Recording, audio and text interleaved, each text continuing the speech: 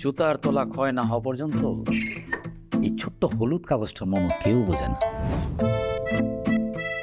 আমি যদি এখন এই মুরব্বীর ফাইলটা ছাড়ে দিই, 2 দিন পরে এটা ভাইরাল হয়ে যেতে পারে। আমরা নতুন ফ্ল্যাটে উঠতেছি, এটা কাউকে বলা যাবে না।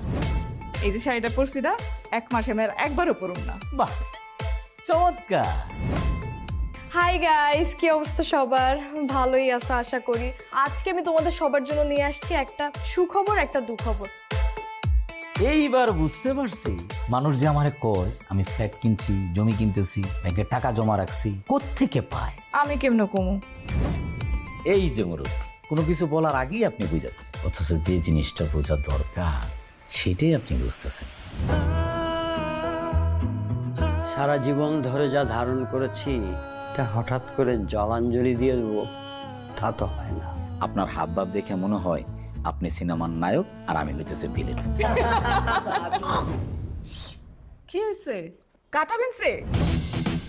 আমি আপনাকে বলছিলাম না, এই ফজলু খারাপ মানুষ না, এখন বুঝলেন তো?